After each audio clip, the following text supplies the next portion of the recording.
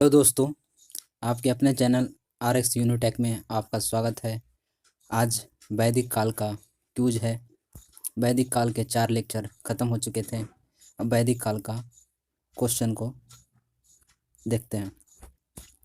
आर्य शब्द इंगित करता है।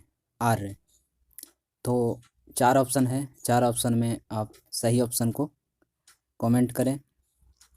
तो आर्य शब्द इंगित करता है श्रेष्ठ वंश को। किसको करता है? श्रेष्ठ वंश को। आगे चलते हैं। अब जान लेते हैं आर्य के बारे में। आर्य शब्द श्रेष्ठ वंश क्यों है? आर्य जो थे प्राचीन भारतीय, यूरोपीय एवं प्राचीन ईरानी भाषा बोलने वालों के लिए प्रयुक्त शब्द है। जो लोग भारत और यूरोपीय लोग थे और जो ईरानी भाषा बोलते थे उन्हें आर्य कहते थे। वैदिक संस्कृति में आर्य शब्द का अर्थ होता है श्रेष्ठ, शिष्ट, सज्जन एवं नैतिक। नैतिक अर्थ में इसे महाकुल या कुलीन, सभ्य, साधु। मतलब कि आर्य शब्द का वैदिक संस्कृति में इसका अर्थ अलग अलग होता है। जैसे इसे श्रेष्ठ भी कहा जाता है, शिष्ट भी कहा, सज्जन पुरुष कहा जाता है, कुलीन वर्ग के लोग कहते हैं इसे। इन नामों से आर्य शब्द को अंकित किया जाता है। सयानाचार्य ने अपने ऋग्भाष्य में आर्य का अर्थ बताया है विज्ञ या यज्ञ का अनुष्ठाता। मतलब कि जो विज्ञ और यज्ञ का अनुष्ठान करता है उसे आर्य कहते हैं। विज्ञ श्रोता और आदरणीय और सर्वत्र गंतव्य और उत्तम वर्ष, मनु, कर्मयुक्त, कर्मानुष्ठान से श्रेष्ठ आदि बताया गया है। आर्य संस्कृत भाषा का शब्द है और जिसका शाब्दिक अर्थ होता है श्रेष्ठ या कुलीन। मतलब कि जितने भी अच्छे शब्द का प्रयोग हो वो आर्य शब्द के लिए हुआ है। तो जितने सारे जैसे श्रेष्ठ हो गए, सबसे ऊपर आर्य को रखा गया है। ठीक है, आगे चलते हैं।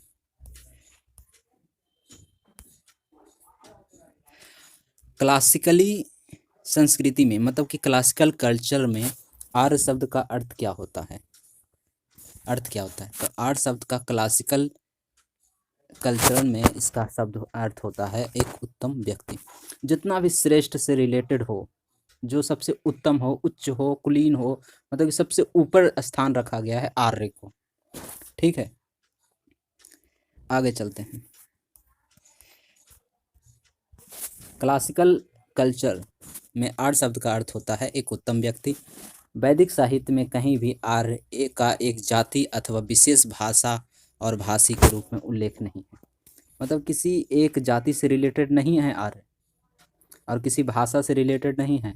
आर्य शब्द का अर्थ होता ही है कि एक उत्तम व्यक्ति, श्रेष्ठ, कुलीन और उच्च वर्ग के लोग को आर्य शब्द से संबोधित किया जाता था। आगे चलते हैं।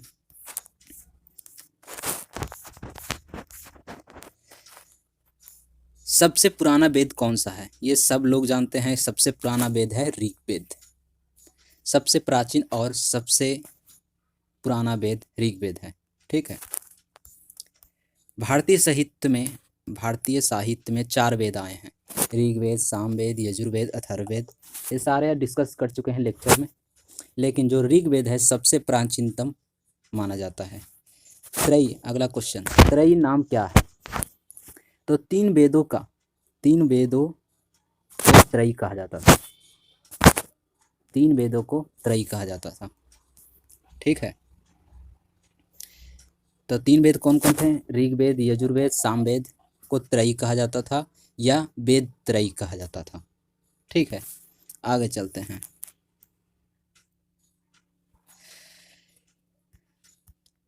किस वैदिक ग्रंथ में वर्ण शब्द का सर्वप्रथम नामोल्लेख मिलता है? वर्ण के बारे में चर्चा किस ग्रंथ से मिलती है? तो वर्ण का अर्थ था 2 चीज था, एक रंग से और एक व्यवसाय से। 2 अर्थ निकलता था। तो वर्ण शब्द का सर्वप्रथम प्रयोग हुआ था ऋग्वेद में। किसमें हुआ था? ऋग्वेद में। आगे चलते हैं।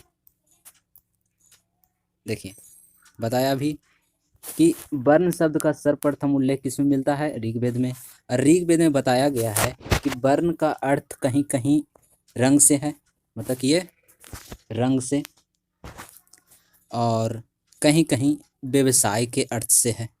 बताया था कि दो अर्थ निकलते थे वर्ण के, एक रंग से और एक व्यवसाय के चिन्ह से। ठीक है।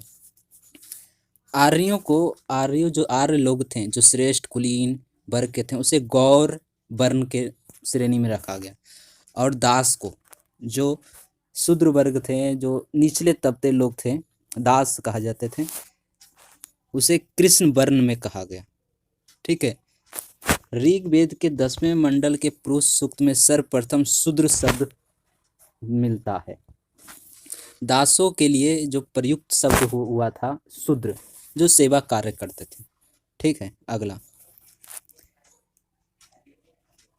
अगला क्वेश्चन है कि वर्ण व्यवस्था, जो वर्ण व्यवस्था हुई, ब्राह्मण, क्षत्रिय, वैश्य, शूद्र, ये वर्ण व्यवस्था किया गया। इससे संबंधित जो पुरुष सूक्त में मूलतः पाया जाता है। तो ये वर्ण व्यवस्था किसमें किया गया था? ऋग्वेद में। किसमें किया था? ऋग्वेद में वर्णन है इसका।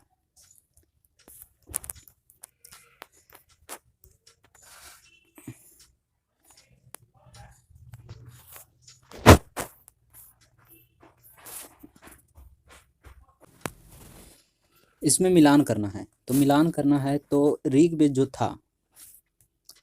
जो था वो ईश्वर की महिमा का गान करता था। लेकिन बलिदान जो था, बलिदान जिसमें यज्ञ किए जाते थे, उसमें बलिदान विधि का प्रयोग होता था, अर्थात यजुर्वेद। और अथर्ववेद में औषधियों का ज्ञान किया जाता था। तो मिलान में यजुर्वेद जो बलिदान से रिलेटेड है, और सामवेद किससे रिलेटेड है? संगीत से। सामवेद संगीत से रिलेटेड है। आगे चलते हैं, देख लेते हैं। अथर्ववेद औषधियों से, ऋग्वेद ईश्वर की महिमा से, देवताओं की स्तुति किया जाता था। यजुर्वेद जो कर्म कांड से रिलेटेड थे, अर्थात बलिदान विधि। सामवेद जो संगीत पर विस्तृत उल्लेख मिलता है। ठीक है, आगे चलते हैं।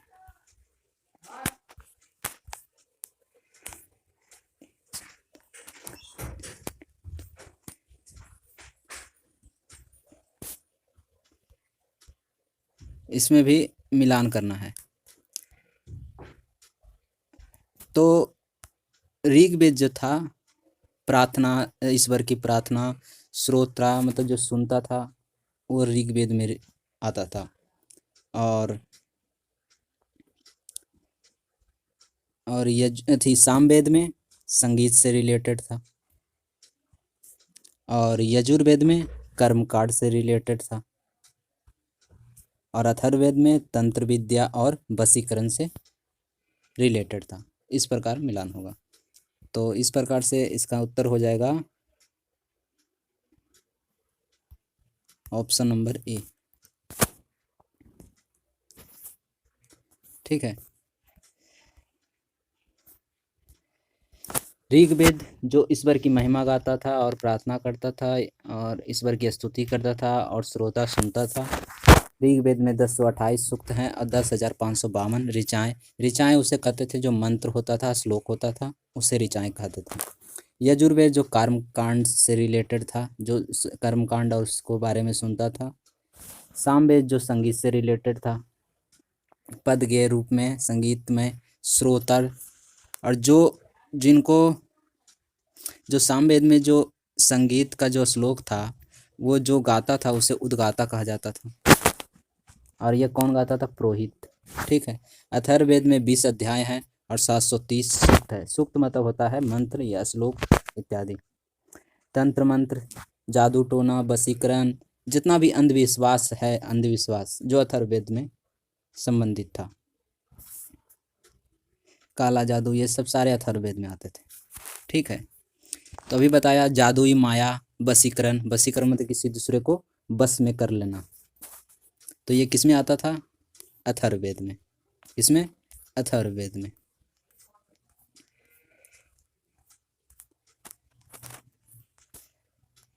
किस में आता था? अथर्ववेद में। ऋग्वेद में कितने ऋचाएं हैं अर्थात मंत्र? तो 1028 मंत्र थे।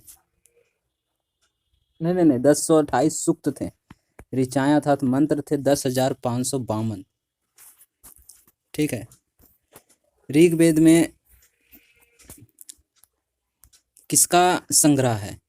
तो ऋग्वेद में स्रोत्रों का संग्रह है। ठीक है, आगे चलते हैं।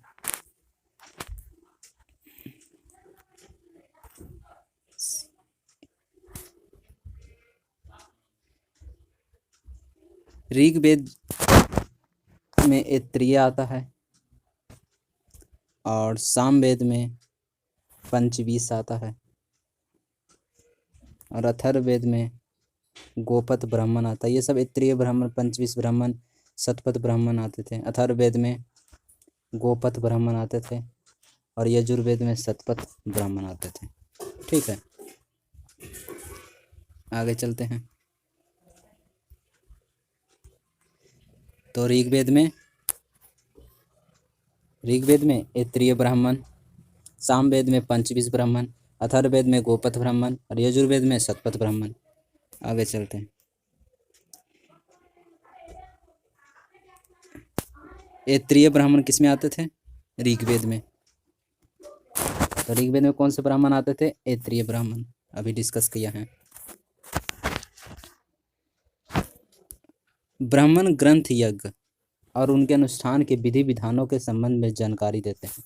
जो ग्रंथ बने हुए थे ब्राह्मण ग्रंथ, और जैसे ऐत्रेय ब्राह्मण, गोपथ ब्राह्मण, ये सब उसमें से जितने सारे यज्ञ होते थे, अनुष्ठान होते थे, वो का विधि कैसे होना चाहिए, विधि विधान बताते थे। ठीक है, जैसे ऐत्रेय ब्राह्मण ऋग्वेद में और कौत्सिकी ब्राह्मण भी ऋग्वेद में है। पंचवीस या टांडेय ब्राह्मण और जैमिनीय ब्राह्मण ये सामवेद में आते थे। सामवेद में जितने सारे मंत्र थे वो किस विधि के द्वारा उनका अनुष्ठान होगा, ये सारे विधि इस ब्राह्मण ग्रंथ में रहते थे। शतपथ ब्राह्मण जो यजुर्वेद के में होने वाले कर्म कांडों के बारे में जानकारी बताते थे। गोपथ ब्राह्मण जिसमें अथर्ववेद में होने वाले तंत्र मंत्र, वशीकरण इत्यादि की विधि कैसे होने चाहिए, अनुष्ठान कैसे होने चाहिए, ये सारे गोपथ ब्राह्मण में मिलते हैं। आगे चलते हैं। गोपथ ब्राह्मण किस में थे? अथर्ववेद में। अथर्ववेद किस लिए है? जादू टोना, वशीकरण इत्यादि से रिलेटेड है। ठीक है। ऋग्वेद में सोम का, तो ऋग्वेद में सोम के लिए 114 मंत्र अर्थात 114 सूक्त प्रयोग हुआ है। जो ऋग्वेद के 9वां मंडल में इसका वर्णन है, सोम देवता के बारे में चर्चा किया गया है। ठीक है, आगे चलते हैं। ऋग्वेद संहिता का 9वां मंडल किसको समर्पित है? तो अभी बताया ऋग्वेद में जो चौथा मंडल है सोम को समर्पित है, जिसमें 114 सूक्त प्रयोग हुआ है, अर्थात सोम देवता और इस पेन पर नामकरण देवता। ठीक है, तो यज्ञ संबंधित किसमें था? यजुर्वेद में। यज्ञ संबंधी जो कर्मकांड होते थे उसके विधि विधान किसमें होते थे? यजुर्वेद में। ठीक है, यज्ञ संबंधी विधि विधान का पता यजुर्वेद से पता चलता है। यजुर्वेद के दो भाग किया गया है, एक शुक्ल यजुर्वेद और दूसरा कृष्ण यजुर्वेद। ठीक है, इसके दो भाग किए गए यजुर्वेद के। शुक्ल जो है गद पद दोनों में है और कृष्ण यजुर्वेद जो है सिर्फ गद में है। ठीक है, निम्नलिखित में किसका संकलन ऋग्वेद पर आधारित है? ऋग्वेद पर आधारित कौन है? तो ऋग्वेद पर आधारित है सामवेद। कौन है? सामवेद। अब कैसे हैं? क्योंकि ऋग्वेद से पर आधारित जो ग्रंथ लिखा गया, वेद लिखा गया, वो सामवेद है। तो वो कैसे है देखिए, तो वो ऐसे है कि सामवेद में कुल 1875 ऋचाएं हैं। 1875 ऋचाएं मतलब कहने का मतलब हुआ 1875 मंत्र या श्लोक हैं। जो कहा गया है कि जो 75 श्लोक ही हैं जो एक्स्ट्रा जोड़े गए हैं सामवेद में, और बाकी जितने 1800 जो मंत्र हैं वो ऋग्वेद से लिया गया है। 1800 जो बचा वो ऋग्वेद से, लेकिन कुछ विद्वान भी कहते हैं कि 99 जो हैं को छोड़कर बाकी जितने सारे मंत्र बचे वो सब ऋग्वेद में पहले से उपलब्ध हैं। तो कहा जा सकता है कि सामवेद का जो जितना भी श्लोक का संग्रह है वो ऋग्वेद से लिया गया है, अर्थात ऋग्वेद पर आधारित है। ठीक है। भारत के किस स्थल की खुदाई से लौह धातु के प्रचलन के प्राचीनतम प्रमाण मिले हैं? तो लोहा का प्रचलन था, इसका प्राचीनतम प्रमाण कहाँ से मिला है? तो ये मिला है अंतरंजी खेड़ा से। ठीक है। और भी जगह हैं जहाँ खुदाई हुई है, जैसे अहिच्छत्र, अंतरंजी खेड़ा, आलमगीरपुर, मथुरा, रोपड़, श्रावस्ती, कपिलिय आदि स्थलों से जो खुदाई हुई है वहाँ से लोहा से रिलेटेड संस्कृति के अवशेष मिले हैं। लेकिन अंतरंजी खेड़ा से लोहा धातु का मल का मतलब लोहा धातु का पिघला हुआ अवशेष मिला है। धातु शोधन और प्रमुख प्रयुक्त होने वाले भट्टियाँ मिले हैं।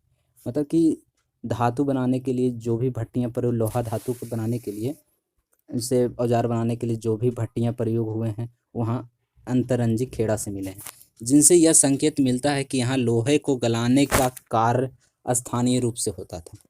लोहा गला हुआ एक पिघला हुआ था और वो एक तरह से लोहा पिघला हुआ गला हुआ मिला। ठीक है। तो इसीलिए कहा गया कि यहाँ भट्टियाँ भी मिली थी। तो लोहे का सबसे अंतरंजी खेड़ा में सबसे ज़्यादा प्रयोग होता था। ठीक है, आगे चलते हैं। उपनिषद क्या है? उपनिषद के पहले बारे में भी डिस्कस कर चुके हैं कि उपनिषद वह है जो गुरु के समीप बैठकर ज्ञान का अर्जन करना ही उपनिषद का अर्थ कहलाता था। तो उपनिषद पुस्तक जो थी किस पर आधारित थी? दर्शन शास्त्र पर। किस पर? दर्शन शास्त्र पर। ठीक है। उपनिषद का मुख्य विषय क्या था? दर्शन। उपनिषद का मुख्य विषय क्या था? दर्शन। ठीक है।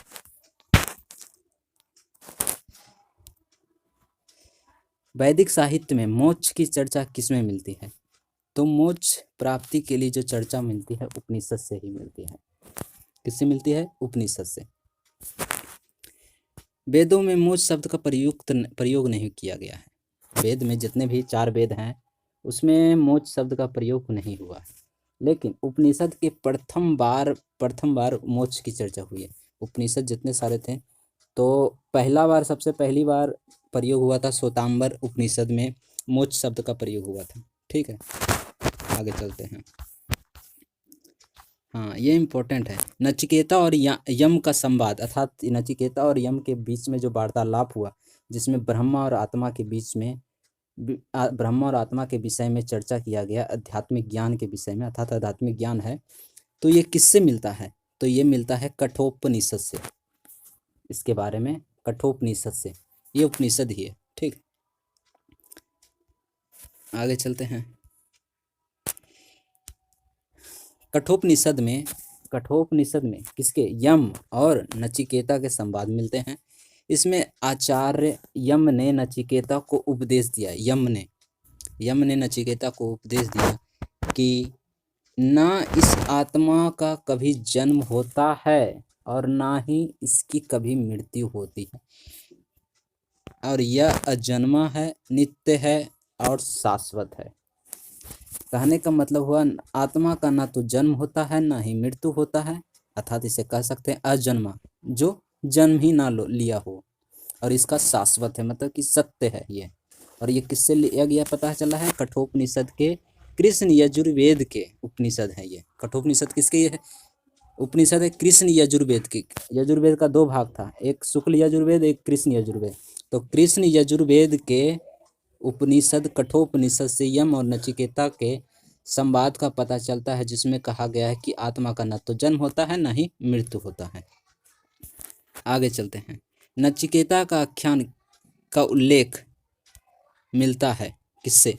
कठोपनिषद से, अभी पता किए हैं। और किससे? यजुर्वेद से। कृष्ण यजुर्वेद का उपनिषद है कठोपनिषद। आगे चलते हैं। उपनिषद काल के राजा अश्वपति शासक थे। अश्वपति उपनिषद काल के, तो वो कैकेय के राजा थे। कैकेय के राजा, जो उपनिषद काल में जो 4 प्रमुख राजा थे, काशी, पंचाल, विदेह, ये सब राजा थे। तो उसमें उपनिषद में जो वर्णित राजा थे, जो प्रमुख राजा थे, उन्हीं का वर्णन किया। विदेह के राजा जनक का वर्णन मिलता है, और पंचाल के राजा प्रवाहन जब्बाली, और कैकेय के राजा अश्वपति, और काशी के राजा अजातशत्रु का प्रमुख वर्णन मिलता है। ठीक है।